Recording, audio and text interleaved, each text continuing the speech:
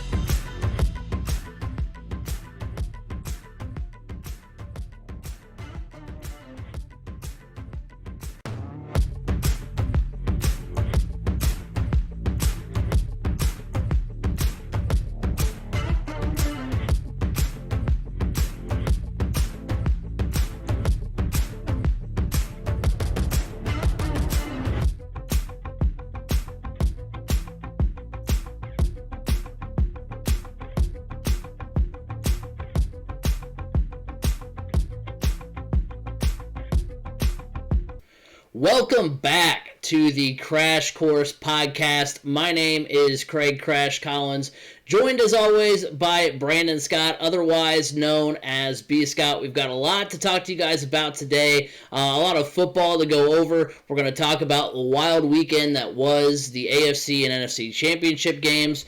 We're also going to get into, we're not going to full-fledged to get into the Super Bowl because we've got that whole big show coming next week.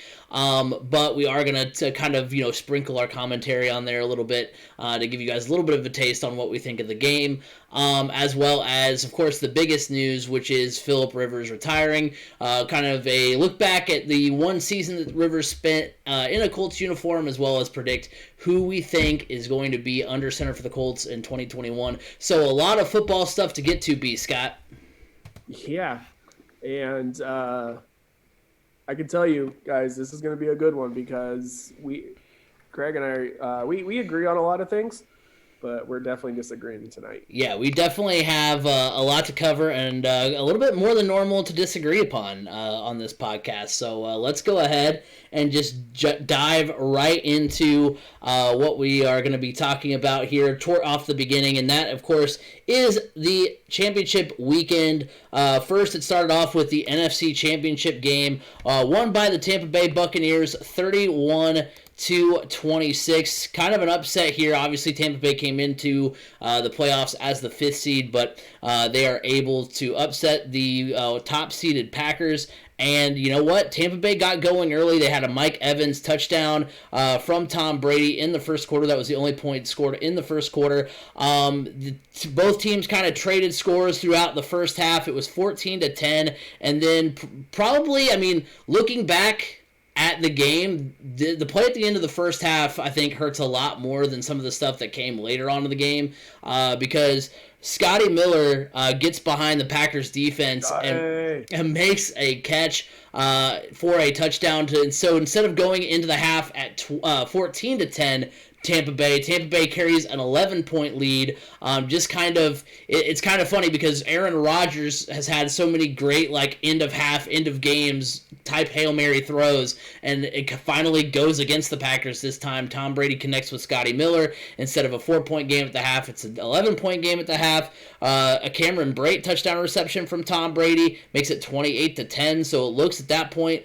like Green Bay is all but done. The Packers do fight back though. Touchdown passes to Robert Tonyan as well as Devontae Adams makes it a 28-23 game heading into the final quarter of play. Ryan Succop's field goal with 4:42 made it 31-23, and then of course, B. Scott, this is the part we're gonna first disagree on because the Packers have the ball a little over 2 minutes to go in the game. They're in a 4th down and goal situation, and instead of going for it, they end up kicking the field goal, and which makes it 31-26. They are just basically banking on getting the football back, although they do not. And the Tampa Bay Buccaneers become the first team ever to play in their home stadium for the Super Bowl, because the Super Bowl will be in Tampa in a couple of weeks. So the Buccaneers win the NFC. Tom Brady does it again, makes it to his 10th Super Bowl. And yeah, insane. Here's what's funny. It's I think it was somebody said when Tom Brady was playing in his first Super Bowl, Pat Mahomes was in kindergarten. That's wild. There's a picture side by side. Tom Brady at the age of 24 when he was getting ready for his first Super Bowl, and Pat Mahomes was 6 years old. That's insane. That's wild to think of. Well, and I was watching a Twitch stream earlier today that was, somebody said in chat that you could break up Tom Brady's career into basically he's played across 3 decades now, and you could make the case for why he's a possible Hall of Famer in all of just by taking those decades apart. Now I know that we're only two years into this one, but still all that he's been able to do. And I said this on Twitter yesterday, as much as I want to be salty that the Packers lost in kind of the way they lost, I can be salty all I want, but at the end of the day, Tom Brady is just insane, and it's kind of like the LeBron thing. You can hate LeBron, you can hate Tom Brady, but at the end of the day, we are watching some of the best to ever do it, before our eyes. It's easier to respect Tom Brady just because Tom Brady goes out and does it. Yeah. and doesn't have all the side antics and everything or these big decisions. Like when he made this decision to sign with Tampa Bay, it just kind of broke. People Well, talked about it. He didn't have a sit down with he didn't have a sit down with Ed Warner or any of the top, I'm maybe dating myself with that one, but he didn't sit down, have like a press conference with a one-on-one with Adam Schefter and I'll be taking my talents to Tampa Bay. Tom Brady just goes out and does it. I think the biggest thing why people don't like Tom Brady is one here in Indianapolis because the rivalry of the Colts versus and the Patriots. Tom Brady kept Peyton Manning out of the Super Bowl several times, but I think it all boils down to the hatred of Bill Belichick. yeah. To be honest, I've seen more people say, you know what, I'm happy for Brady to get to this Super Bowl, mostly because of who his coach is now. Yeah. He's got a coach that you just can't hate. Bruce Arians, everybody loves Bruce Arians. So, and we have seen more of Tom Brady's personality since he's been in Tampa, and he's shown a lot. Yeah, and it's a personality that you're like, wait a second, he's likable. Right. I'll give you the whole situation with Drew Brees and him coming back out and tossing the football around with Brees' kids and everything. It's like it was Bill Belichick that was making him out to be this big villain. Yeah. Because Belichick likes to keep a stranglehold on everything that comes out of that organization. And all of a sudden you're like, wait a second, do I actually like Tom Brady? I mean, yeah, you've seen him have so much success, but I don't feel like in the past I'd be like, oh my gosh, they made the Super Bowl again. I guess it's because it was the Patriots. Yeah. And I think, like I said, I think it's mostly because of Bill Belichick and not really Tom Brady. Now, I agree with you on the whole decision thing you said earlier, but do you not think that Tom Brady kind of did drag out his free agency? Not that he doesn't have the right to do that, but you can't say that it wasn't every right. It was the first time he's ever really been a free agent. Right, but I'm saying at his age, he has every right to drag it out and decide, where am I going to finish my career? Where do I want to move my family to? There's a lot of decisions to be made, whereas there wasn't a lot of fanfare other than, just the morning talk shows talking about it. And that was going to be there regardless. That's not thing that he can control. It's just, he's Tom Brady. He's one of the biggest names in the NFL, one of the biggest names in the sports industry. And he is what gets ratings and he's what gets clicks. So people are automatically going to talk about it regardless. But him drawing it out, it's not uncommon anymore for these bigger name free agents to kind of draw things out. It's for him at his age, it is not a decision to take lightly. And he listened to everybody that wanted to pitch him. Obviously, not everybody was going to be in the running, but heck, he was, I think it is rumored or proven he was here in Indianapolis, talking to the Colts, and it just ultimately that kind of decision. Think about it. If you have a family with kids that are the age that his kids are, and you are having to uproot your family for your job as you're moving to a new company, and there's multiple options on the table, or you're basically putting in a transfer for your company. You can move to city A or city B.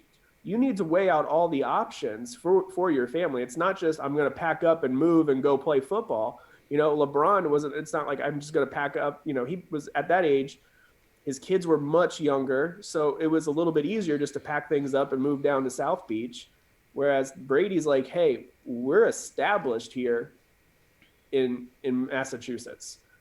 So I got to make the right decision. So I have no problem with him dragging it out, because it wasn't like it was a, hey, look at me, and all this flashiness and fanfare. It was just trying to make the best decision for himself. So I have no problem with it dragging out. So looking at the end of this game, kind of reacting to it, there was a couple of controversial things, not from the standpoint of like anybody, you know, the outcome should have been different in any way, or I mean, it could have been different, but not saying that, you know, not saying that there was anything, you know, terrible that happened. Wasn't there but a pass interference though that should have been called? So yeah, we'll get to that. So the first thing would be, you know, we talked about it, you know, off stream a little bit before we started tonight. And that is, of course, the decision by the Green Bay Packers, down 31-23 with, you know, 2:05 to play before, you know, obviously the end of regulation. They decide to kick a field goal instead of course, going for it on fourth down, where, of course, in that situation, you score a touchdown, you get a 2-point conversion, you tie it up, you give it back to the Buccaneers with however much time there would have been, you know, after a touchdown play. But you know, that was controversial. Now, I would say this. I actually agree with the decision to kick the field goal, take the points, and kick the ball back to Tom Brady. And the reason is this. So, in that scenario, there's basically four outcomes of that fourth down play. You can either have, you know, you score the touchdown, you score the touchdown, don't get the 2-point conversion. You score the touchdown, you get the 2-point conversion. You kick the field goal, or you just don't get any points at all. And in every one of those scenarios, you're giving the ball back to Tom Brady regardless. And you also, like, because if you go for it, you get the touchdown, and you don't get the 2-point conversion, then do you feel any better that you got the touchdown at that point? No, you eventually were going to need those 8 points. So they got some of those. They got what was guaranteed to them, or what should have been guaranteed to them at that point, and that was taking the chip shot field goal. And regardless, no matter whether they scored, got the 2, scored, didn't get the 2, or kicked the field goal, you're giving the ball back to Tom Brady. Regardless, you still have to get the football back. Tom Brady still, you know, 2 minutes for Tom Brady might as well be an entire fourth quarter. So, you know, I don't have really much. You know, I can understand the ruling there to make that decision. I think the thing that stinks more, you know, and I'll also add on that, the Packers had several opportunities, you know, not just on that drive, but other drives inside the goal line to score, and they were just not doing very well inside the 10-yard line yesterday. But I will also say this, that there were obviously, you know, hindsight's 20/20. But Rodgers tucks that ball down on third down, like we've seen him do so many times, and runs it in. Then there you go. You don't even have to worry about it. So, right. You know, he had a clear avenue, and like I said, you know, obviously in this, you got a split second to make that decision. Sometimes it's the wrong decision, but I would argue to say that Rodgers was trying to maybe do a little bit too much by throwing it there. If he just tucks it and runs, we're not even talking about this. So I have no problem at all with the decision to go for it on fourth down. See, I mean, you mean you have no problem at all with the decision to kick it? Yeah, that's what I mean. Yeah. Yeah. Okay. Take the points. For me, it's, you know, I disagree with the kicking of the field goal because, one, you are risking, I mean, regardless, it doesn't matter because kick the field goal or not, you're still losing. You're still getting the ball back to Tom Brady, and there is that risk you may not get the ball back. However, knowing that risk is there and knowing what the odds are of like how much time may be left on the clock, I mean, this is where a Frank Reich decision comes in with all the analytics. He would have gone for it. Why? Because if you are able to get the ball back, even with like 50 seconds left on the clock, you're down by 1 instead of down by 5. You are in a much better position to drive a shorter distance to kick a field goal and win the game than you are to have to drive 80 yards, 75 yards, and score a game-winning touchdown.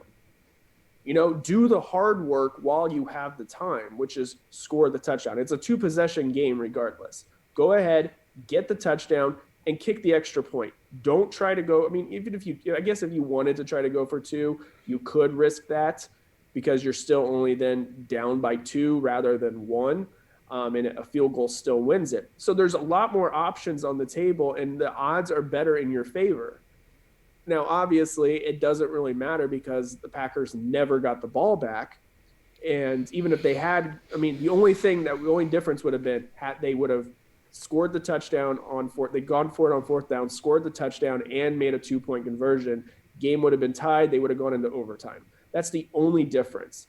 But they decided to, play their hand. They decided to gamble, essentially. Right. And if I'm going to be gambling, I'm going to go for what the easier odds are, the better odds. Go for the touchdown on fourth down. You're probably going to make it. There's a very good possibility you're going to make it.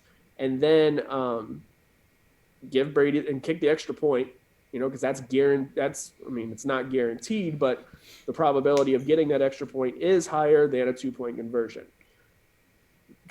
Mostly because the 2-point conversion play, you probably just ran to score the touchdown. So they're going to be prepared for that. Kick the extra point, you're down by 1, then do everything in your power to get the ball back with as much time as possible, and then march probably about 40 yards, 30, 40 yards, and you're in field goal range. Probably about 40, 45 yards, almost 50. And you're in field goal range. That's saying, who knows? It could be less. I'm going off of if there was a touchback, So right. Obviously, that would be because either there was a punt that went into the end zone or a touchdown was scored and it wouldn't have mattered. But regardless, I just feel like the odds are better and you put yourself in a better position to win if you go for it on fourth down and score the touchdown. I'm not saying, try to tie it up and everything, because then the odds are starting to stack against you. But I think, too, ultimately in the end, it didn't matter because they never got the ball back. Yeah. I think also what plays into the factor, too, is, and maybe this is being a little bit too cute, but I also don't mind it, is the fact that when you go for the field goal there, obviously a field goal is going to take less time. And then you still have you basically have that fourth timeout because regardless, if you were to play there and it takes longer than, however long there was on the clock before the field goal, like probably it was like 2:09, 2:10. If you run and play, it's probably going to take about, 8 to 9 seconds, and that's going to make it pretty much a guaranteed that you're not going to get the 2-minute warning to help you out with the timeouts. But I said, it's getting really technical, and you don't have to be that cute, but I can also see that being another motivating factor in going ahead and kicking the field goal there. But speaking ultimately where they lost this game was their defense played lazy going into halftime. Yeah. And you cannot play lazy going into halftime, because one of the best quarterbacks in the history of the league of scoring points in the final minute of the first half and then playing that game right is Tom Brady. Right. And you know that. So why are you playing so lax on defense? Speaking of the Packers not getting the ball back, one thing that was controversial, and at the end of the game was the defensive pass interference call on the Packers that basically gave the Buccaneers the first down that would basically end the game. It's one of those things too where the Packers lost themselves the game. It was technically the right call because it was holding, but the thing that kind of stunk about it was the fact that the Buccaneers, Bunting, I think is the cornerback's name, had a couple of plays that were similar to that the refs didn't call. The refs have been pretty much letting them play, which in a championship game you love to see, but you don't like to see them decide, oh, hey, you know what, last 2 minutes of the game, let's decide that we're not going to just let them play and be very technical about, it was, if it wasn't pass interference, it was holding, but also you hadn't called that the entire game on Tampa Bay, and it ultimately was the final nail in the coffin of the Packers. Not saying, again, right. The Packers had to still get the ball back, still had to drive and score a touchdown and do something that they had struggled to do basically the entire game, which is go down and score a touchdown. So, at the end of the day, it's not saying, oh, well, it's guaranteed the Packers would have won if it wasn't for that call, but it's not like when St. Louis or right. L.A. Rams right. and the New Orleans Saints a couple of years ago. That was a difference maker. Oh yeah. This one, maybe it could have made a difference, but you just don't know. Right. Yeah. So yeah, it's one that kind of stinks to leave that window open for people to be like, oh, well, see, the refs want Tampa Bay and Tom Brady to win. It's like, yeah, I mean, it stinks that that's how it happened to end, but also the Packers kind of doomed themselves. That led us into the AFC Championship game between the Bills and the Chiefs, and it started out going in favor of the Bills. The Bills in the first quarter lead 9-0 coming out of that first period of play. A Dawson Knox touchdown reception from Josh Allen made it 9-0, but then the Chiefs come alive with 3 touchdowns in the second quarter. A touchdown pass by Patrick Mahomes, a touchdown run by Darrell Williams, and another by Clyde Edwards-Helaire made it 21-12 going into the break. Both teams trade field goals in the third quarter, and then Patrick Mahomes and Travis Kelce just basically do what they do. A touchdown late in the third quarter, as well as a touchdown midway through the fourth, makes it 38-15 Chiefs over the Bills, and the Bills score 10 more points late to make it look a little bit closer. But we talked about it a lot last week. We both thought there was a chance the Bills could win. We both picked the Bills. We both thought that even if Patrick Mahomes... Contingent on one thing. But you also said last week, unless I completely am misremembering it, you said that even if Mahomes plays, there's a chance, too, that he plays less than what he's capable of because of the injury. So, right. Yes, if he absolutely... I think we both, kind of agreed that, hey, if he, is 100%... it's going to be... But, I mean, I thought even at 100%, there was a good chance the Bills would win because the Bills, I said me. But, what I'm saying is that, because I thought Edwards-Helaire was the dominating force in that game earlier in the season. He had not played that well since then. And, that well. He played okay, but not, 150 yards or whatever he had well. Right. And then Stephon Diggs had his worst...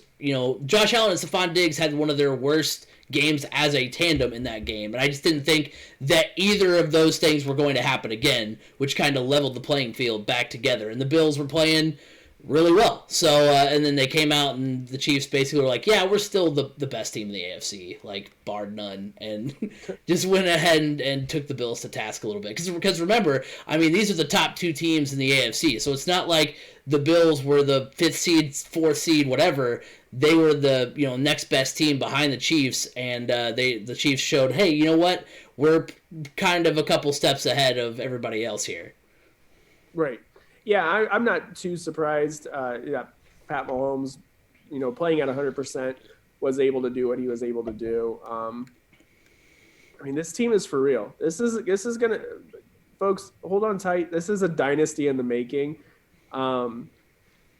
I just don't know if there's many teams out there that can really stop them. I mean, I'm gonna kind of make my pick now, and I just think Kansas City is going to win the Super Bowl again. It's tough to pick against Mahomes when he's healthy. Yeah. When he's healthy, it's tough to pick against him. I mean, you look last year when the Colts played them, he wasn't healthy and he lost. But when he's healthy, he's on it. So I'm not too surprised. The Bills, I don't think they're quite there yet. They're getting there. They just need, a little bit more experience. There's a few pieces that are needed. Honestly, for the Bills, they need to get a more reliable run game. Yeah. If Stephon Diggs is not having a good game, they need somebody else to fall back on, whether that's a run game or other options at wide receiver, tight end help. I don't know what that is, but yes, you have a great tandem in Diggs and Allen. But beyond that, the Bills they kind of struggle to find that next person up or another way to change things up if something's not working out right. They become a little one-dimensional. So if they can figure out their run game, that is going to be huge. I hate to say this, Colts fans, but there's going to be a guy out there in free agency that the Bills just might be able to pick up. It's a high risk, high reward, but Marlon Mack might be a really good fit. He may be the piece that the Bills need to help them get over the top to get into the Super Bowl. Yeah, when you said, they need to improve their running game, I was like, that's like one of the things that came to my mind too, is that, a 1 year, because regardless of whoever gets Marlon Mack, you're going to get him for likely cheaper than what you would have had to pay for him, like coming off of a normal season this year, just because of the injury. So, right. You get Mack on a 1 year prove it deal that's also, on the team-friendly side, and you just kind of go for it that way. So, yeah, I think that's a good call because, this team definitely lives and dies by Josh Allen and Stephon Diggs. So even if it means, there's also, yes, he's had a lot of injuries, but there's also going to be a Colts wide receiver that might be on the free agent market that could improve things in that wide receiver room, and that's T.Y. Hilton. So there's a couple, players from the Colts that could go over and help the Bills. Right, exactly. And, I wouldn't be surprised to ultimately end up seeing that. Yeah, so, not a whole lot to say about this game other than the fact that the Chiefs dominate, and that sets up a rematch of a game that was played earlier this season between the Chiefs and Buccaneers. Of course, Chiefs won that one in Tampa Bay. So it's kind of funny that these two teams already played in Tampa earlier this season, and now this is the Super Bowl. And, we're not going to get super in depth with this because we actually have our Super Bowl preview that will be coming up next week. But I just kind of initial thoughts on the Super Bowl. The thing is that Patrick Mahomes. It's a tough decision for me because as tough as it is to bet against Patrick Mahomes, I feel like it's equally as tough to bet against Tom Brady. Tom Brady has gone out and I get it.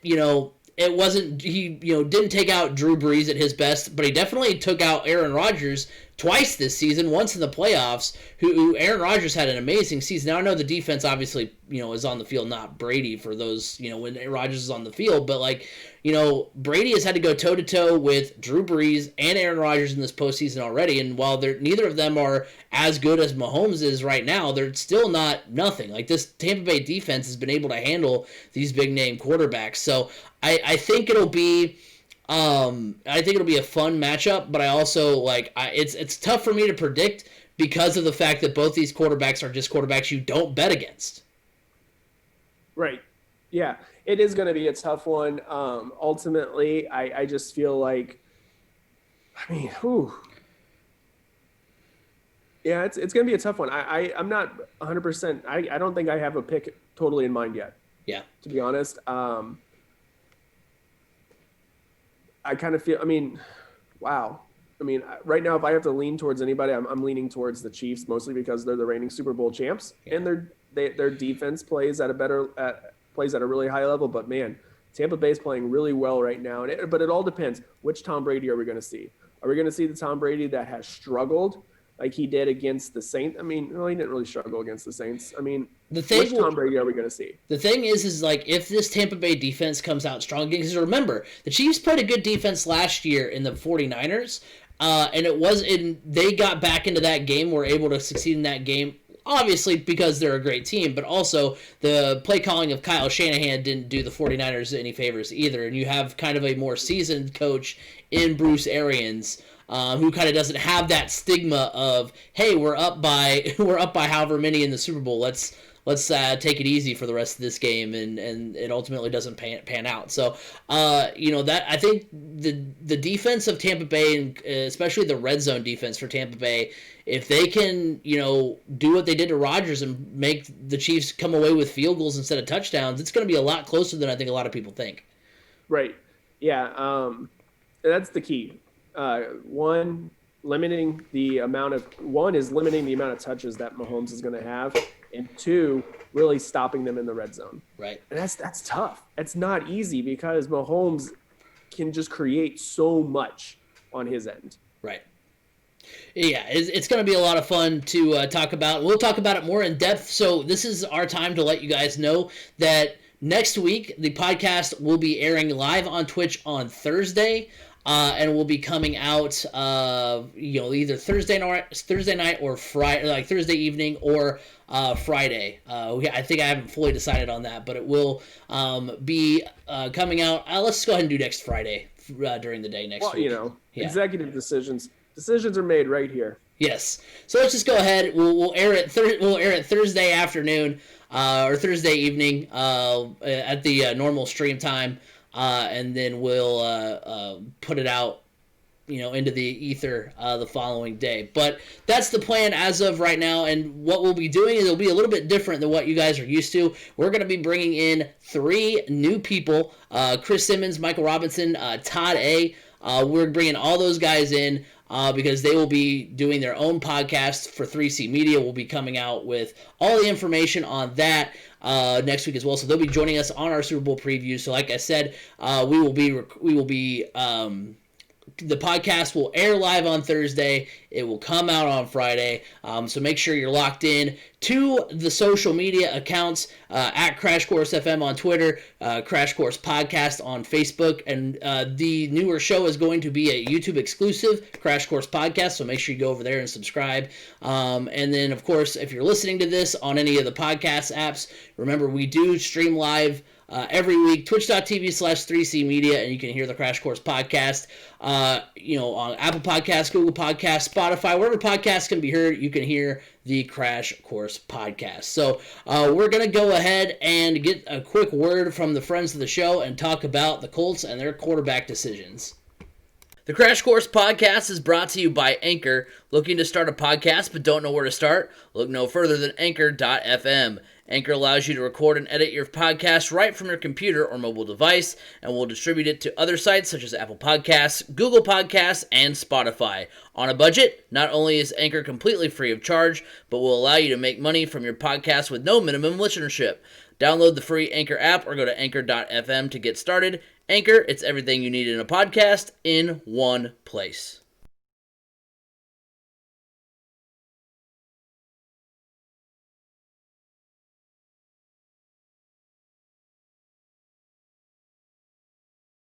Are you tired of your same old lunch hour of sitting and scrolling through your apps on your smartphone? Have you thought about playing a board game with your coworkers? Eat Lunch and Board Game is a podcast dedicated to telling you about board games that are great for lunchtime fun and some that are probably better saved for after work hours. I've been playing games at my office for over 4 years now, where I have made new friends and business connections that have been very useful. Board games build bridges.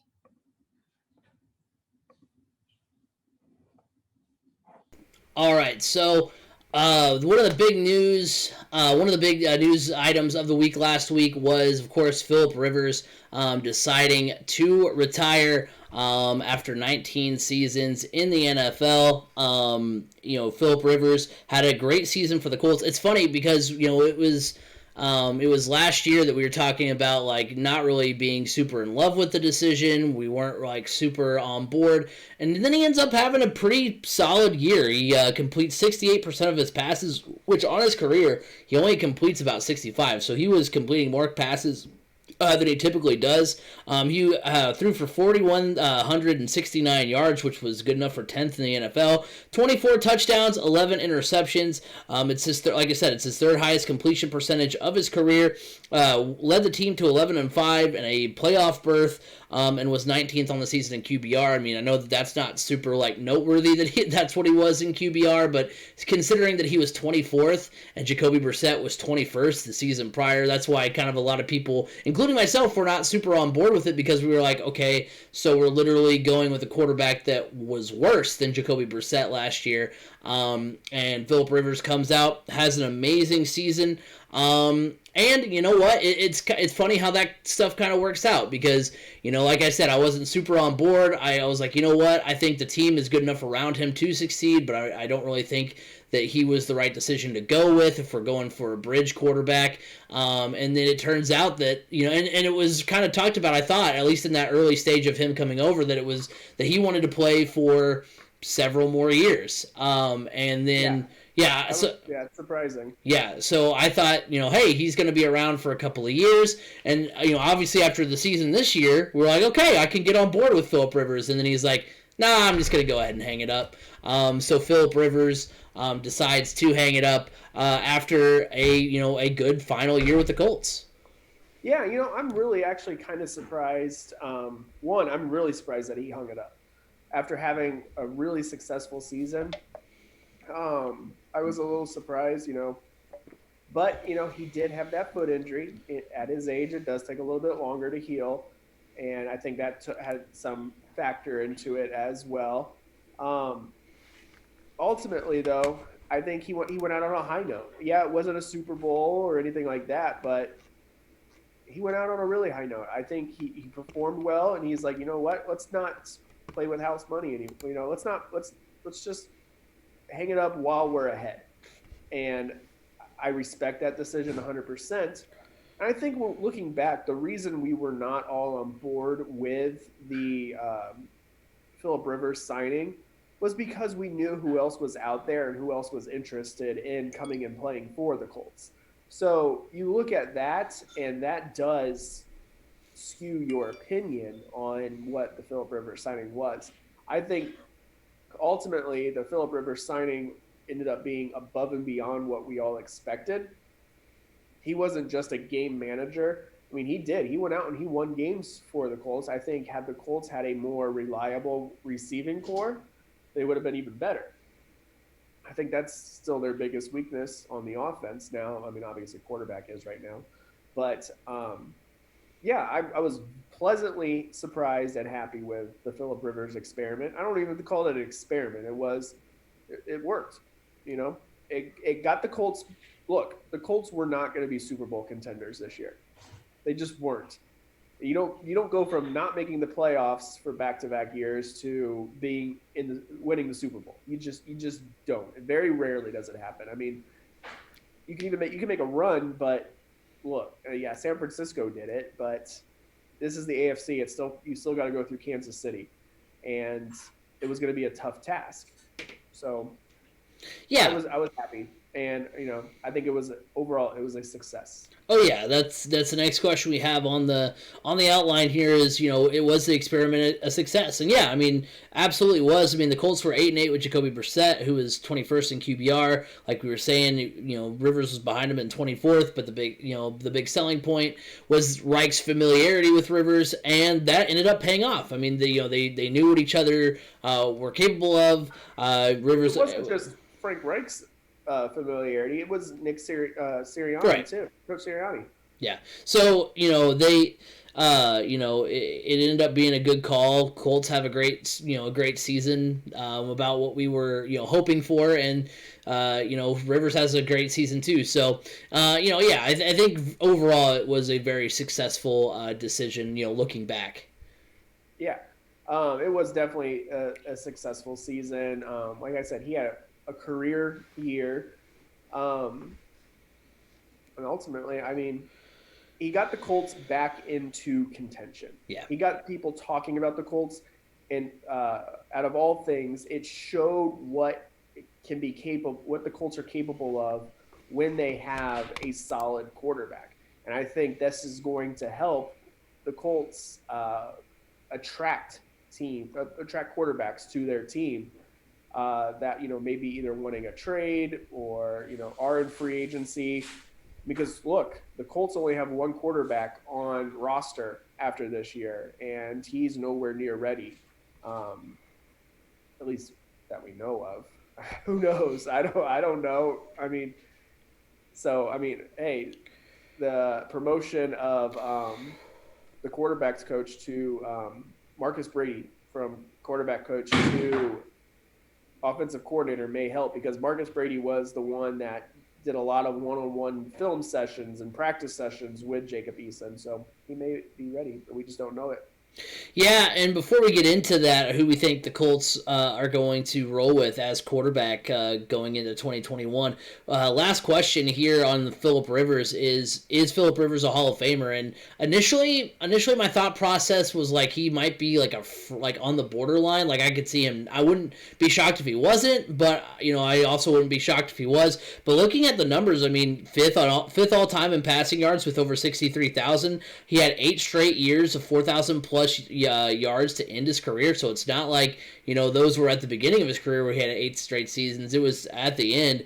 5th all-time in passing touchdowns with 421, and then he was 12th in all-time passer rating with 95.2. Peyton Manning's just 1.3 points ahead of him, and he's 11th. So I mean, I know that may not be the greatest argument, but you look at it and it's like, hey, Peyton Manning and Philip Rivers have two stats that are pretty similar that indicate how good they are as passers, and one you have no question getting in as a first ballot Hall of Famer, and the other one, you kind of have him on the borderline. But I think he is. Looking back now, I mean, he wouldn't be if it was the NBA because they only care about championships. But I mean, you're looking back. He's played or Major League Baseball because they just don't want to put anybody else in the Hall of Fame. Right. So yeah, I think he is a Hall of Famer. Like, because it's one of those thoughts where there's a lot of good players, and there's players that are good that you think, oh, well, there's no way they won't make the Hall of Fame, and then you kind of look back and you're like, oh, I mean, you kind of have to draw the line somewhere. But with Rivers, I mean, looking at all the numbers and who else he's up there with, and the fact that all those guys he's up there with on those lists are no brainer. You put him in the Hall of Fame. I think he deserves to be in there. Yeah. I agree. I think he is a Hall of Famer. I mean, if you look at Dan Marino, he's a Hall of Famer, right? And he never won a championship. I feel like Philip Rivers is this era's Dan Marino because he had great numbers. He was a solid quarterback. He just was never able to hoist the Lombardi Trophy. And I love how the NFL does not solely focus on the number of championships to be a Hall of Famer. So, yeah, I agree. I think he's a Hall of Famer for sure. He's had a Hall of Fame career. I mean, where is he ranked? I mean, 5th all-time in passing yards, 5th all-time in touchdown passes, 12th in passer rating. I mean, he's just right behind Peyton Manning by what is that? 1.3. I'm not good at math. 1.3? Yeah. He's right there. Yeah, I agree. But unfortunately, he is gone from Indianapolis, and so the Colts left. You know what he's doing? You know what he just did? Isn't he going to go coach a youth football? He got introduced as a high school football coach down in Alabama. So there you go. Head coach. I don't remember the name of the school, but there was a press conference literally 2 days after he retired, announcing him as the next head coach of that high school football program. And heck, I mean, I don't know if that's where he wants to stay, but hey, a couple of years from now, maybe we'll be hearing about Philip Rivers, the head coach, not of the Colts, but of somebody. He'd be a coach. I mean, a lot of quarterbacks I can see becoming good coaches because they have to run a team essentially. Yeah. I'm with you. But that begs the question, who is going to be the Colts quarterback in 2021? And so we have hot or cold Colts quarterback edition. So instead of saying, hey, this person's hot, cold, whatever, I'm going to list off the quarterback options one by one, and we're going to give them a rating. We've got 6 options, so it's either going to be scorching, hot, lukewarm, chilled, cold, and freezing. So these are the Colts rumors according to Fansided. Now, there was one that I left off from Fansided because it was Jalen Hurts, and I was like, there's no way that Jalen Hurts is going to be out of Philly.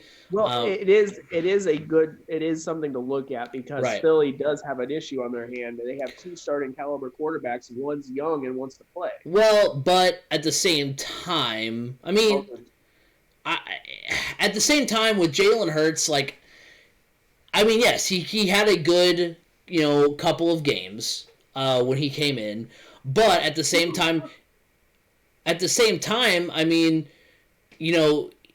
I just don't see them punting on either Hurts or Wentz, this early. I think especially with the preseason coming up, we think, what may be a season where we actually have a preseason, they may wait until then to kind of make that decision. It'll kind of suck for whoever loses that because get rid of the preseason altogether. True. So not COVID or not, I think they may decide. Also true. That everybody enjoyed that. Yeah. So the first, I kind of lumped the 2 in-house options together. But as far as in-house goes, we will start. I'm going with chilled on that one. And that is because the options right now, Jacoby Brissett, which didn't his contract just end? So he's not on contract for next year technically. What's funny is that everybody's like, maybe Jacoby Brissett should be the answer. Are you serious? So he had his opportunities, and that's kind of where I'm coming from because like, I don't think he gets enough credit for what he has been asked to do for the Colts organization, because both times he was the starter, he didn't know until 2 weeks before the season.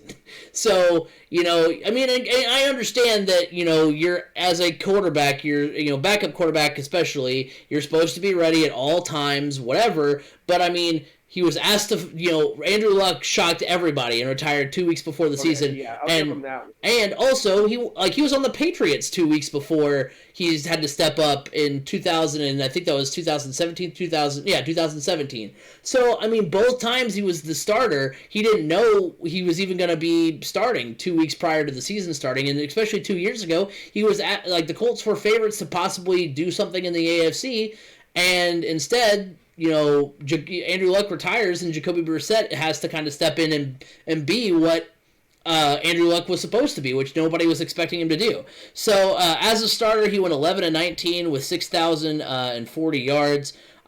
He 31 touchdowns, 13 interceptions. The Colts defense was worse in 2019. There was no Jonathan Taylor, and there is a good chance that they get Mack back on a prove-it deal. But the thing is that Jacoby, kind of what you said, we kind of been there, done that with Jacoby Brissett.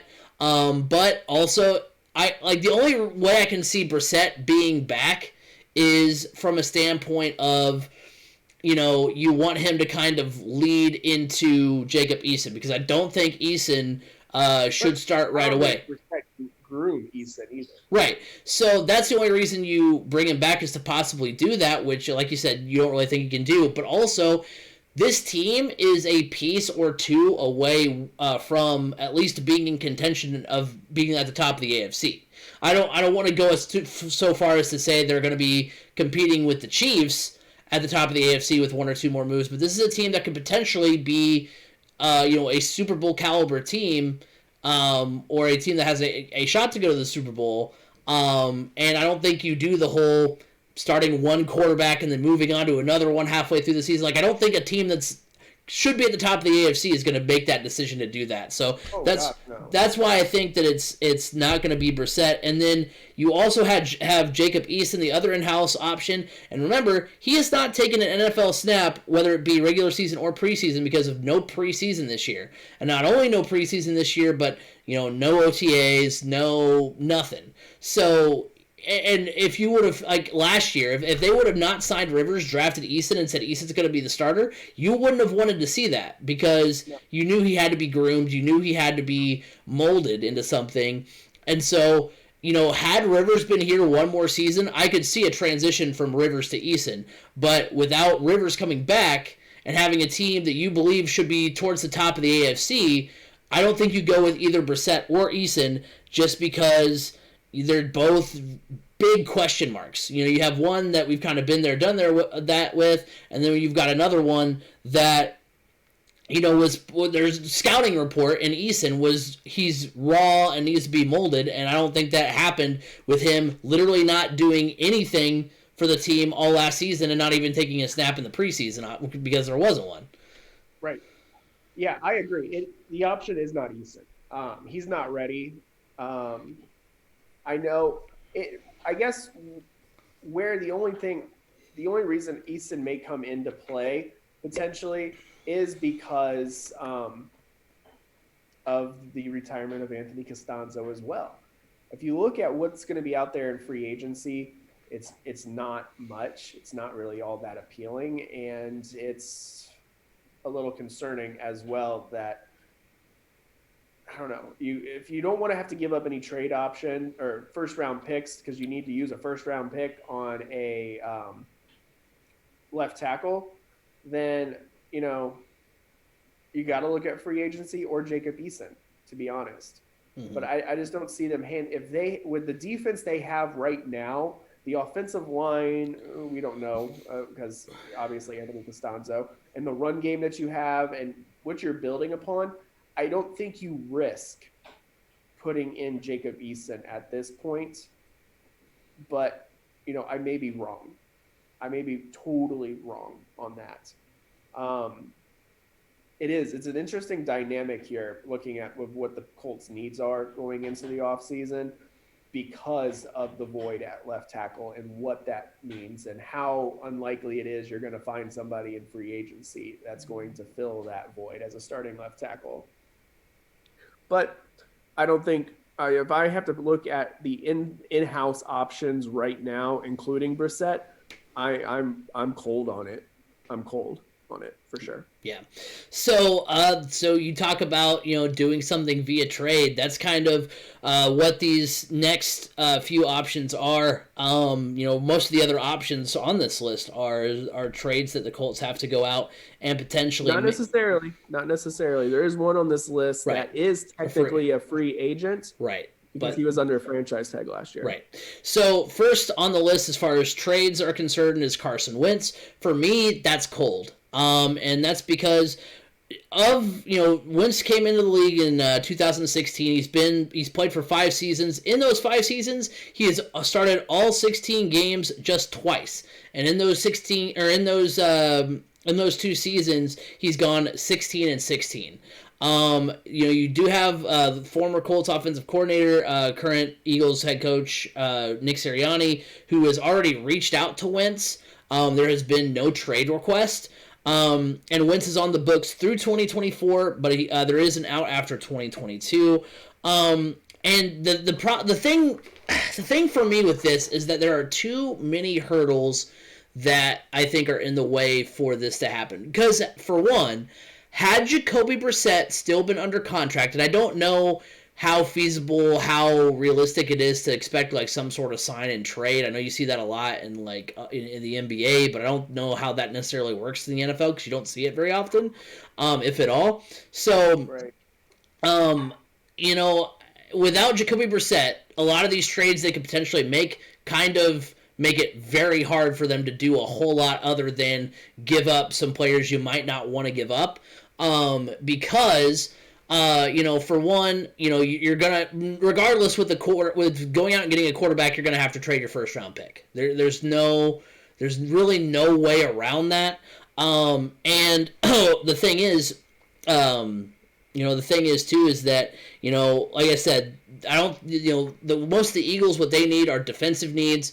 I don't see the Colts really tweaking a whole lot with their defense, and just the draft capital they would have to give up, as well as the cap risk that there are with Carson Wentz.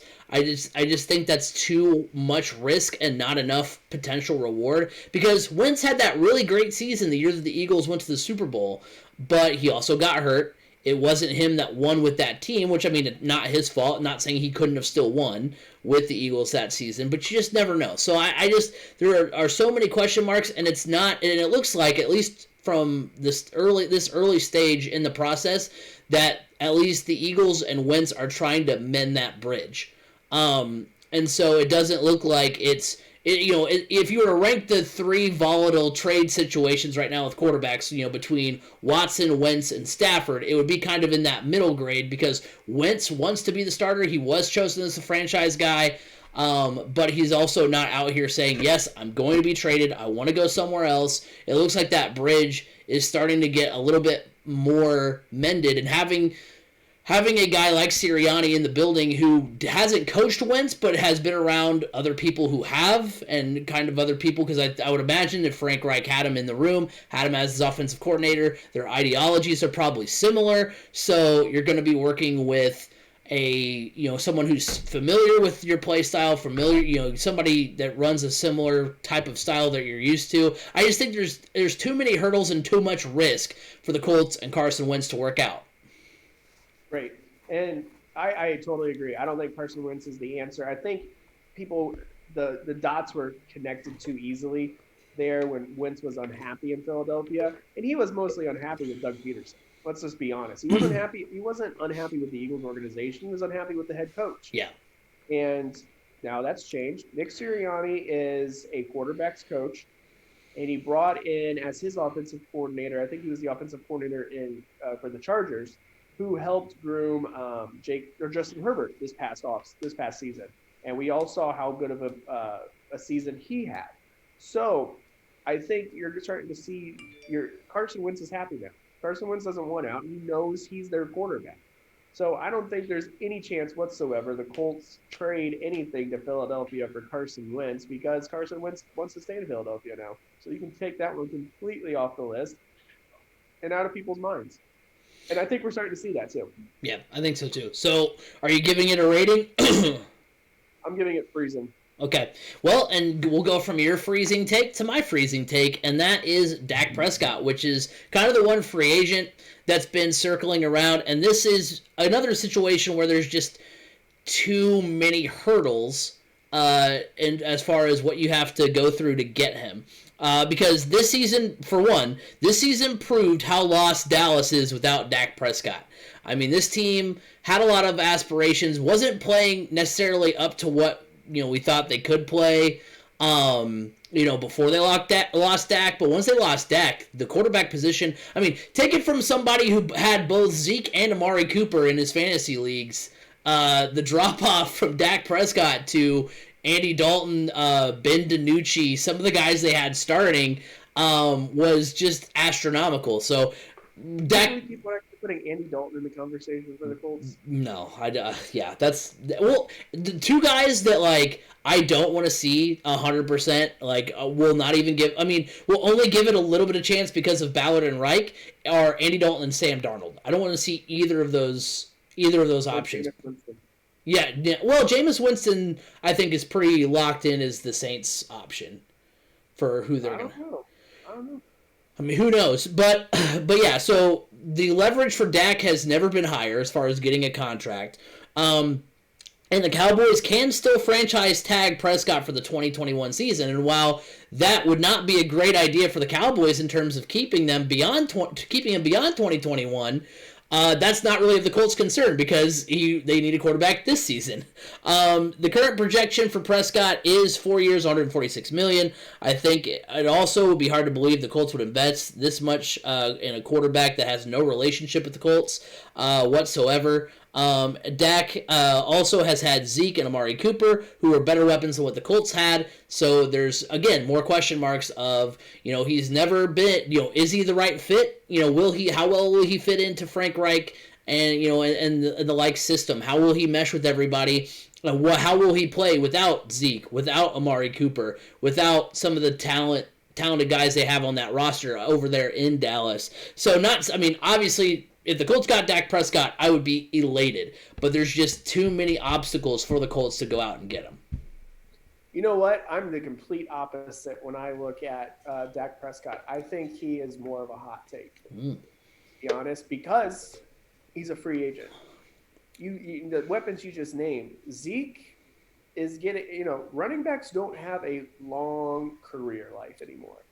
And we're starting to see Zeke kind of fade. Their offensive line is atrocious now. Their defense, suspect. There's more holes on that team than just quarterback, if you think about it.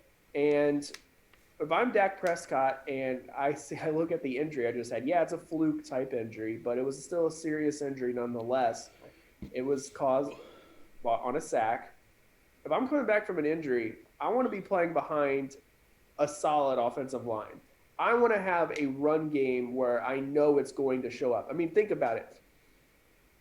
Zeke, even with Dak Prescott, Zeke wasn't the most reliable here as of late. He's really kind of trended downwards, whereas the Colts now they still have Naheem Hines, and they have probably one of the hottest young backs in the NFL right now in Jonathan Taylor.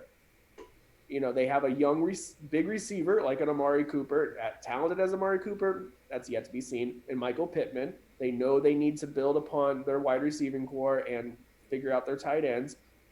Have an amazing, one of the best defenses in the NFL.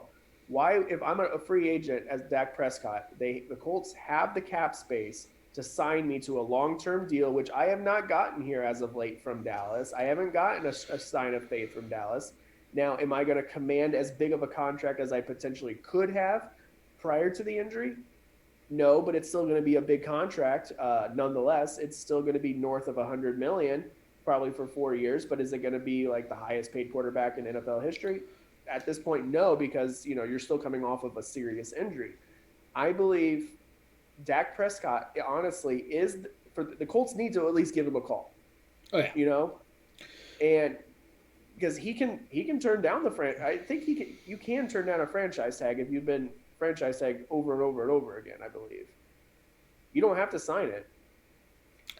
I thought I was under the impression that you had to, because isn't that what happened with Le'Veon Bell? Did he get franchised so much that that's why he held out?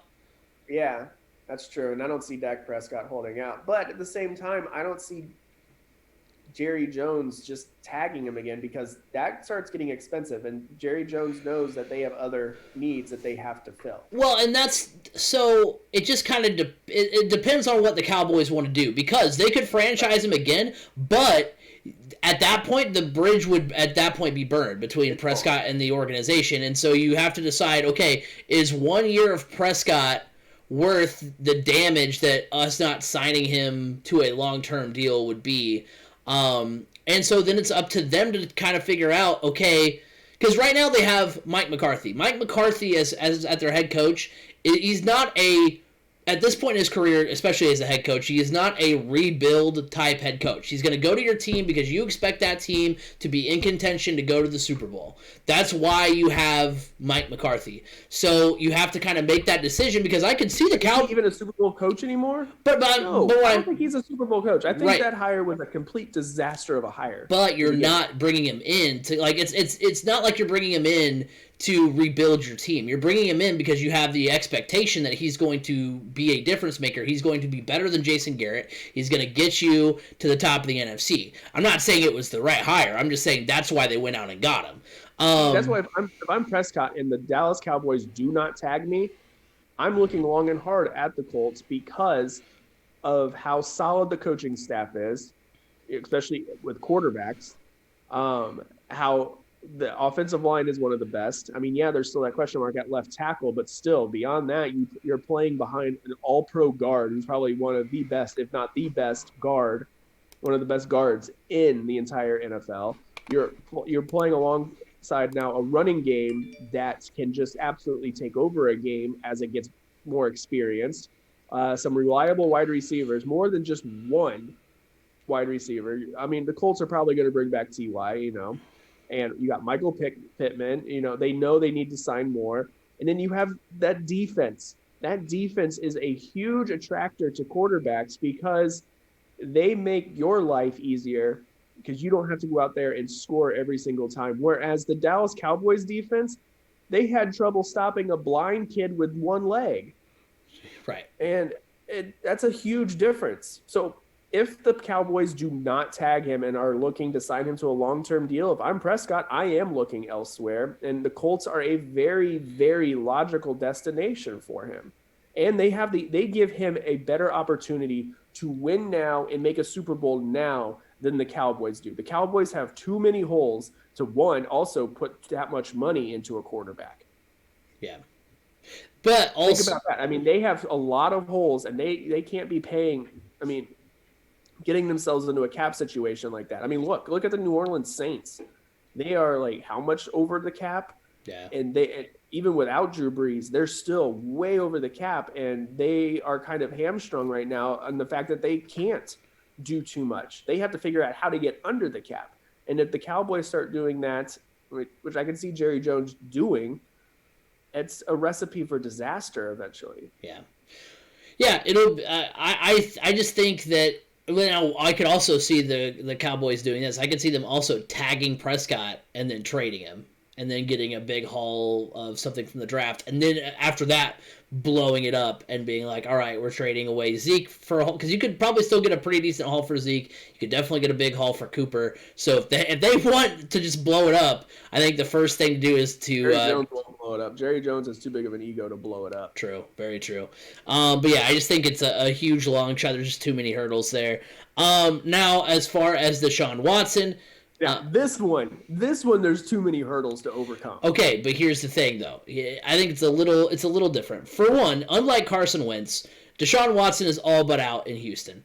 The Colts have more firepower for what Houston needs. They need talent along the defensive line, which I know that the Colts, one of their needs I feel like every year is defensive line help. It's not the biggest need this year. And one of the names that I landed upon, which is kind of a young guy. Look, going into these next few scenarios, like you're gonna have to give something up. Like as much, and and I know that that's not what Ballard. Prescott was the better one.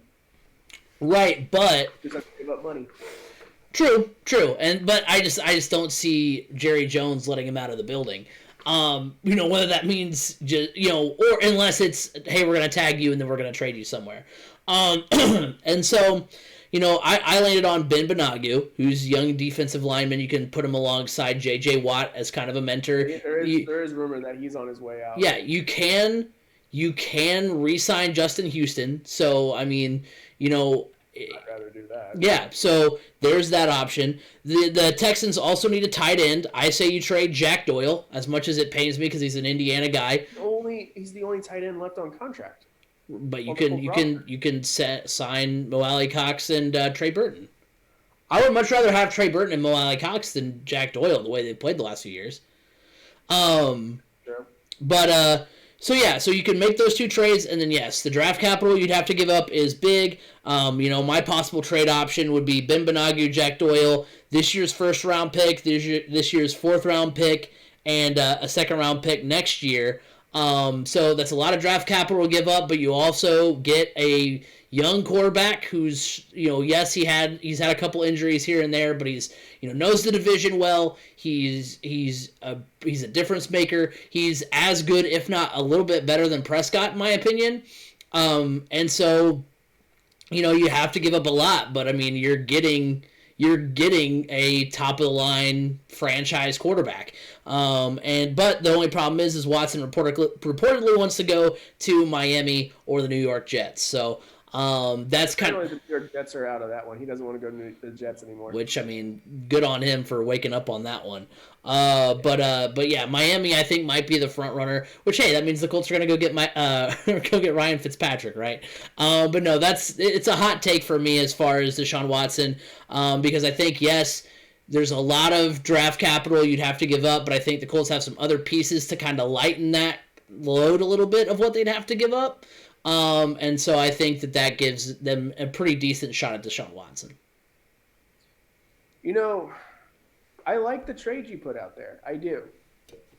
I just have a feeling it's going to take more for the Texans to trade Watson within the division. Well, think about this, though. Yes, into the division is tough, but this is like we've seen heck, this is the Paul George situation. He doesn't want to be there. You either... you get what you can get for him because... Plus, he has a no-trade clause. Can't he just... once you waive it, can't he just choose where he wants to go? Or, if he waives his no-trade... You can choose who you waive it for. Right, exactly. So he can literally say, I want to go here. I'm only going to go... How do we know he wants to come to Indianapolis? I don't know. I'm just saying that, if the Colts could put that kind of a trade out there, and if that's better than what other teams are willing to offer up. I mean, the one thing that Miami has going for is I've seen a lot of Tua for Watson, which obviously the Colts don't have a quarterback to send them that's the caliber of Tua. Right. So that's the only so it's most likely going to end up being Watson to Miami. I would imagine, if the teams that have been kind of floated out there. But I'm just saying the Colts have the capital. I can't see the Colts being... I can't see Miami doing it either, because didn't Miami... Oh, no, they didn't have to trade up for Tua. No. That's right, he fell to them. No, so... Yeah, they were supposed to tank for Tua, and then they won too many games. Kind of like... They couldn't even tank for Tua. Kind of what the Jets did with Trevor Lawrence. They were tanking for Trevor Lawrence, and then they ended up winning 2 games out of the last, however many, and now he's going to be a Jaguar. Right. So, yeah, this Deshaun Watson deal... I'm lukewarm on it. I think it is a possibility. I just don't think it's as big of a possibility. I think it's more of a possibility than trading for Carson Wentz or somebody. Mm-hmm. But we know how much Ballard loves his draft capital, and it's going to take a lot of draft capital for Watson, especially because the price will be higher for Indianapolis than it would be for Miami. True. or for the Jets, which I don't see the Jets doing that either when they have an opportunity, when they already have Sam Darnold and they have an opportunity to take any other quarterback outside of Trevor Lawrence if they want. But, I mean, I'm beating a dead horse at this point. Yeah. You look at what the Colts have, and when you look at these other teams, like the Jets or Miami, the Colts have more to offer Deshaun Watson. They have more to offer any of these quarterbacks. Let's just be honest. The Colts truly are probably a quarterback away, a little help in the secondary and at wide receiver, but a true legit quarterback away from making a run to the Super Bowl. But I have a tough time seeing the Deshaun Watson one happening just because division rival to division rival is very rare. I mean, heck, anything can happen. We just saw today that the New York Yankees make a trade with the Boston Red Sox. Yeah.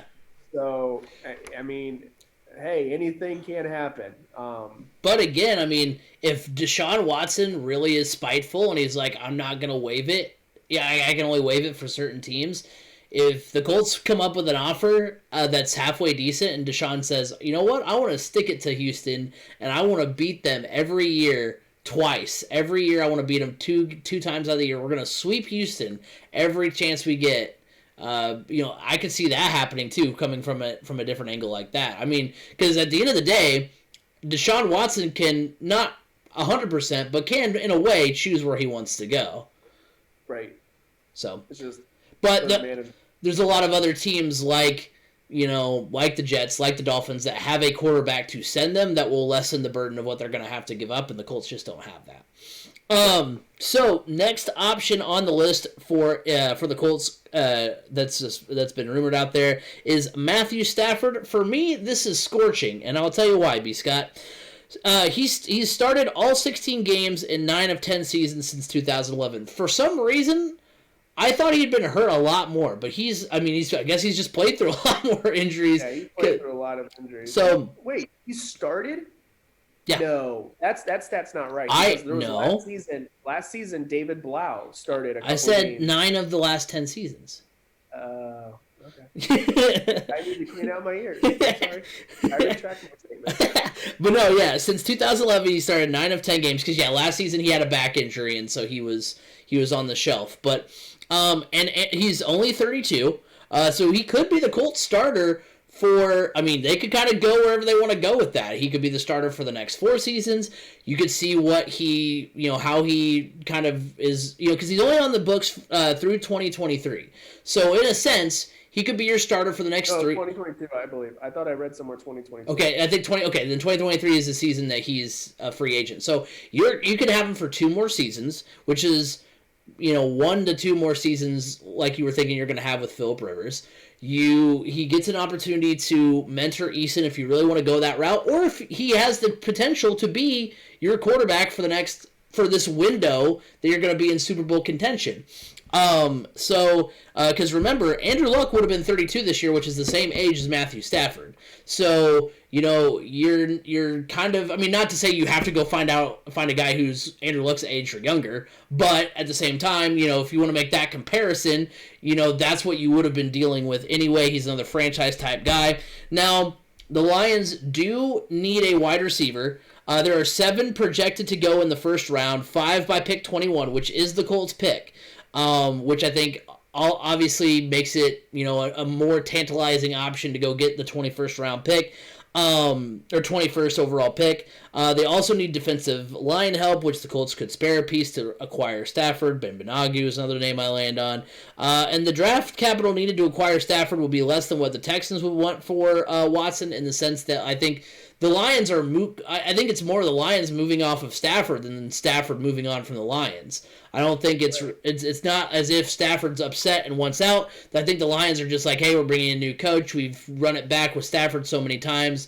Let's just see what we can get. So I could see possible trade option being Ben Benogu, your 2021 first-round pick and a 2022 second-round pick to acquire Matthew Stafford, especially because the Lions could do more with the Colts' 21st-round pick. Another first-rounder gives them ammunition to move up and take Devonta Smith if that's what they're looking to do, because they have the seventh overall pick right now.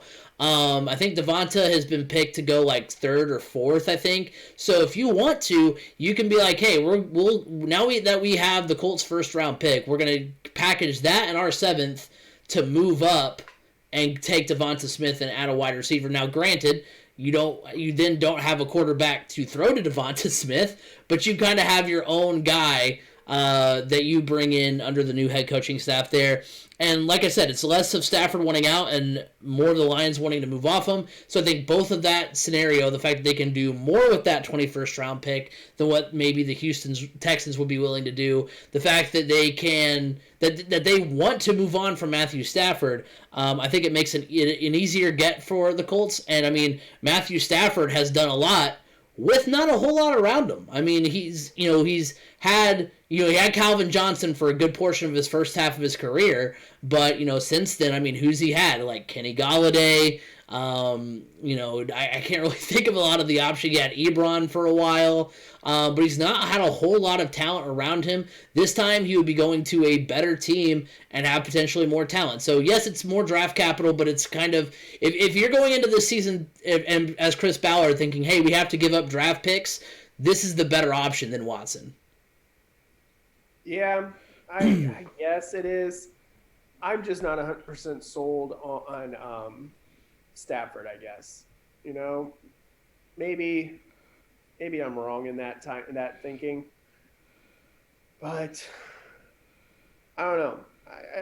I kind of feel like at least when they brought in Phillip Rivers had a proven track record of being successful, even in down years for the Chargers, whereas Matthew Stafford just kind of seems to hum along, and that's about it. I don't know. I don't feel like I would want to. Why would the Colts be willing to give up a first round pick and a second round pick and a player for a guy that really hasn't done anything, even though there hasn't been anything around him? Theoretically, Dak Prescott, Carson Wentz, and Deshaun Watson also haven't done anything. They've at least made Pro Bowls. I mean, the Pro Bowl, as far as like how the players look at it, or isn't all-pro team, all-pro. I mean, I'm just not as sold on Matthew Stafford. Yeah. I've seen backup quarterbacks come in when he's not playing and perform better than he has. I don't know if I don't know. I'm not sold on. I'm gonna say it's warm. Because it's one of those. It's the easy idea now, just like Carson Wentz was a few weeks ago. Carson Wentz was the easy one to connect the dots to. Now it's Matthew Stafford. He's the easy one to connect the dots to. And guess whose name? We'll talk. I want to throw this name out here because he's not on your rundown. Yeah. The name that was just thrown out last night and also this morning, who's on contract a little bit longer, who has a higher pedigree, in my opinion, than Matthew Stafford, who also, in my opinion, could come in and groom Jacob Eason into being our future starting quarterback. That's Aaron Rodgers. I feel like Aaron Rodgers, I know it's a pipe dream, but Deshaun Watson's a pipe dream. Yeah, I think Aaron Rodgers is more likely than Deshaun Watson to happen. Call me crazy, call me a homer, and there's even somebody to put out there. I think it was Stephen Holder put it out there on Twitter. Oh, Indy Star. The Indy Star Facebook this. All they said was, "You Indianapolis Colts fans are out of your minds," and that's it. They didn't put any article. They just tagged the Colts, and that was it. I mean, talk about a great social media post to really get people going. But somebody must have hacked the Indy Star Facebook account because that just doesn't seem like them. But it's just I'm not sold on Stafford. I just don't see it. I could at least see the appeal in Phillip Rivers. Yeah. I don't see it there with Matthew Stafford, other than he's a younger quarterback. But at the same time, do we really want to if we I don't know. There's too many cons there for me in my mind. I know he's younger. but does he truly have? I mean, how much playoff experience does he have? Does he But know how to? he's also been on the Lions. I know that. I do know that, but it's not like the Chargers were out of this world great. They were good and they made the playoffs a lot. They were better than the Lions, but at the same time, the Chargers put like Vincent Jackson and they had Antonio Gates. I know. All these guys around Phillip Rivers. Phillip Rivers, he had the playoff experience. Matthew Stafford does not. Everybody's going to expect if Matthew Stafford gets traded to the Colts, everybody's going to expect him to be that missing link to get the Colts to the Super Bowl. Well, guess what? Matthew Stafford first has to get to the playoffs and go through the playoffs. That's something that's new to him. I think he's been in the playoffs before. Yeah, he's been in the playoffs 3 playoff appearances. But getting through the playoffs, that's a whole different animal. And he doesn't have that experience. At the age of 32, do you really want to bring in somebody at the age of 32 that has very, very, very, very little playoff experience? And do you think they're magically just going to flip some switch and go, I have the experience. I know I'm not going to crack under this pressure. The most pressure he's had in his career is trying to get his team to not go 0-16. So the last 2 seasons the last season prior to this one that Stafford was healthy the entire season, Kenny Golladay led the Lions in receiving with 1,000 yards, and the close second was Golden Tate with 517. So you had guys like Kenny Golladay, Golden Tate, Marvin Jones. Theo Riddick was 4th in receiving for the Lions 2 years ago. I'm not sitting here saying that. Right, but I don't care about his numbers. I'm looking more at as the Colts, and I feel like I'm a good solid quarterback away from making a run at the Super Bowl. Why am I looking at somebody? I mean, he's a good quarterback. And he's been dealt a shitty hand. It's true. The Lions are a dumpster fire of an organization. They can't figure it out year after year after year. But if I'm going to spend that kind of draft capital on somebody, I want somebody that I know is going to be able to lead my team into the playoffs, through the playoffs, and make a run at the Super Bowl. I know Matthew Stafford hasn't had a team around him capable of doing that, but that also at the same time, that means he does not have the experience. But neither does Deshaun Watson, neither does Carson Wentz, neither does any of the options. I know that, but they are also younger. There's more time with them. I mean, I look at those guys. They are younger than Stafford. I don't know. I don't get the same feel that if Stafford comes in, he's going to be the answer to everything over a Deshaun Watson. Deshaun, I mean, seriously, this past, I don't know. I don't know if I'm making my point clear or not. I mean, you are. I'm just arguing my counterpoint, which because you're basically. I don't get the same feeling about Matthew Stafford that everybody else does. I don't see it. Yeah. And if I'm going to spend that kind of draft capital, I want somebody that is younger, and at least Deshaun Watson he's gone through the playoffs. He hasn't just gone in one game and been out. Yeah, true. There's that. And was it just like 2 years ago they were playing in the AFC Championship game? Not the Texans. Oh, no. The Texans they were in the divisional round. They were in the divisional round, and got blown out by the Chiefs. Big against the Chiefs. Yeah. It was just last year. Yeah. Yep. Yeah. So, I mean, because I get what you're saying, but if you perceive your window to be okay, so here's the scenario though too, is that you got Easton. Easton's going to be at minimum your backup quarterback this year because Brissett's not coming back. I don't see really any reason to re-sign Jacoby Brissett. So you spent a 4th round draft pick on Jacob Easton. You got him obviously because you think he could be the option at quarterback because you don't need he can be a Phillip Rivers in the sense of. He's not going to put up amazing numbers, but he's going to be a good game manager with the rest of the team because Chris Ballard has made it clear we don't need a franchise amazing quarterback. We're going to get a quarterback that's solid and build the team around him to be good. So you can trade for Stafford. Yes, you're going to have to give up draft capital, but I don't think it's going to be as catastrophic as really any of the other options. And then you also have the fact that in 2 years, you have the decision in 2 years to either move off of Matthew Stafford and go with Eason. You've had 2 more seasons for Stafford to groom Eason. Eason at that point will most likely have had NFL snaps, and you're going to know what you have with him.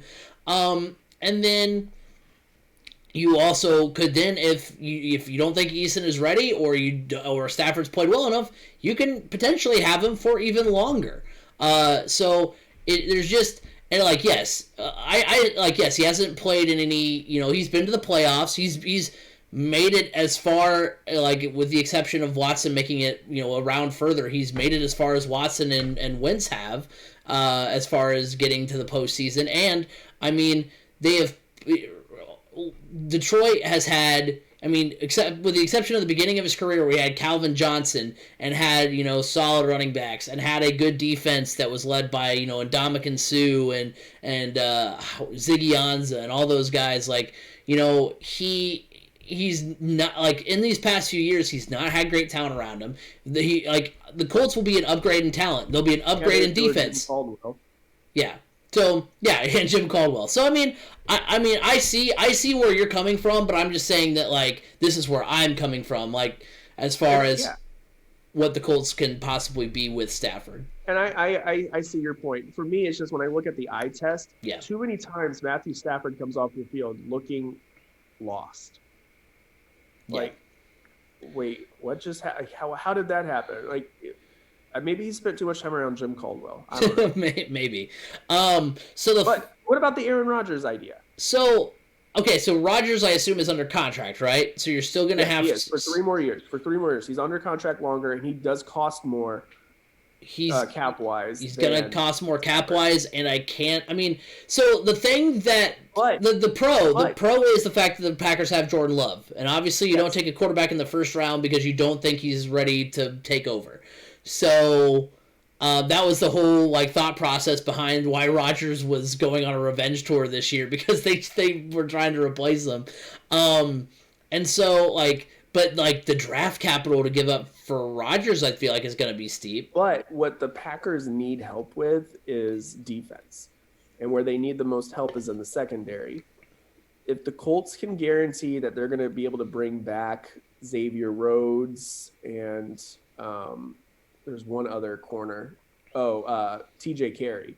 If they can guarantee they can bring back both or at least one of those, they may be more willing than to throw in a Kenny Moore, which that's scary, but throw in a Kenny Moore or even throw in a Rock Ya-Sin, who may just need he's not performing for the Colts, but he's one of those guys. He's young enough and he's under a rookie contract, so that's going to help the Packers with some cap space there, and it's going to give them a young talent that may just need a change of scenery and a different approach. And you can throw him in there. You can throw Ben Benagu in there because he doesn't have a real spot with the Colts anymore. So there's that. You can even look at Jack Doyle if you wanted to. There's a lot of options there for players that you can throw in. You're going to have to give up some draft capital, probably 2 first-rounders. But if you start throwing in some players, that offsets that a little bit there as well.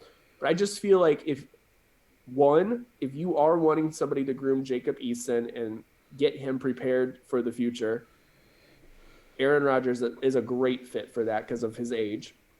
2, the Colts are in a win-now mode. Why not, if you're going to have to spend that much draft capital on a quarterback anyways, why not go after a quarterback with a Super Bowl pedigree, who's considered one of the best in the league, who is just coming off of an MVP caliber season? And that's my 2 biggest arguments right there. Yeah. The Colts truly are in a win now mode. Yeah. They are. And they don't have time to see, is Matthew Stafford the right fit? Can he lead us to the Super Bowl? No, the Colts want to win now. And they believe that Jacob Eason is the future. So Aaron Rodgers is the best fit in my mind because Aaron Rodgers can help you win now behind that offensive line and with that defense. Look what he did with practically nothing at wide receiver. Yeah. And at least the Colts have more than that. The Colts have a run game. The Packers had a run game too, but not quite to the same extent as the Colts.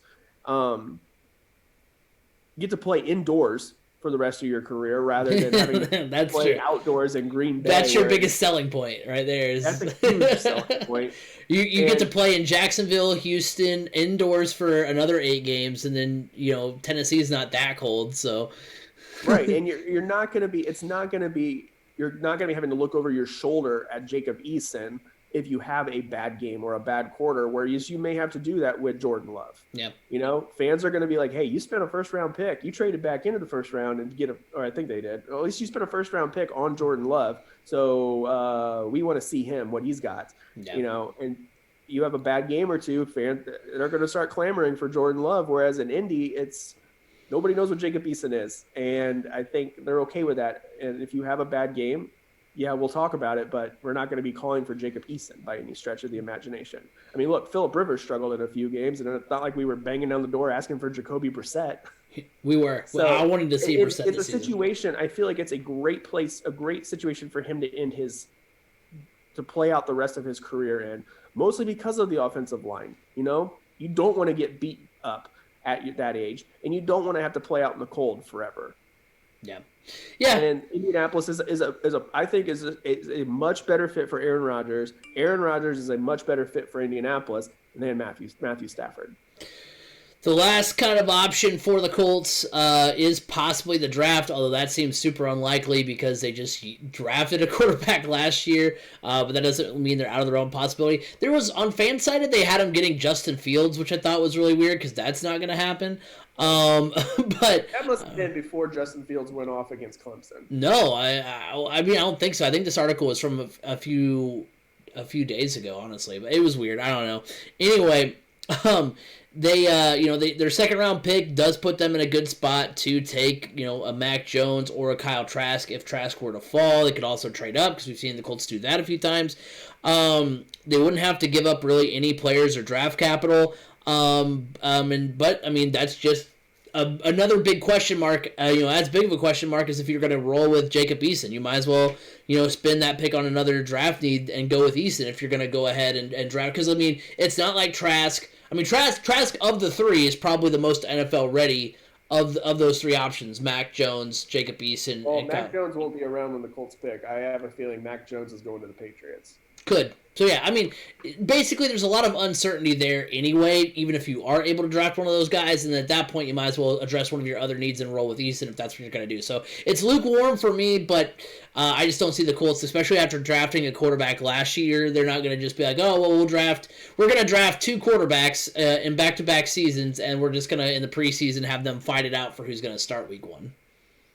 Yeah, I'm warm on the draft as well, just because of the potential of a Kyle Trask in there, mostly because I feel like the Colts are in need of their first round pick to try to grab a left tackle. There's going to be a bevy of left tackles available for them to look at the 21st pick, and ultimately, what are you going to value more? A solid offensive line to protect whoever you put under center, or another quarterback? I don't know.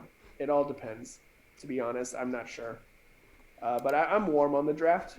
I mean, heck, they may trade for somebody and still come out with a quarterback from the draft. You only got one under contract. Yeah, that's true. 100% sold on him. So. Yeah, so I think what we come away with is I think Stafford would be a good fit, and so are you going with as Rodgers as the guy? I'm going with Rodgers. Okay. I'm going with Rodgers. I feel like Jim Irsay is going to push some buttons, push it. Like, guys, I want to win. I want to win now. Yeah, no, I'm with you. So final thing we're going to touch on real quick is the fact that Nick Sirianni is headed to the Eagles. Marcus Brady is going to be the new head coach, or new offensive coordinator. He was the Colts quarterback coach and has been with the team since 2018. My thoughts on this is I feel better that it all happened very quickly. It wasn't a long drawn out process, so you can infer from that hey, they this is a close second to who they want running the offense. And so, it's the ideologies and philosophies aren't that much different than, Sirianni. So you feel good about that.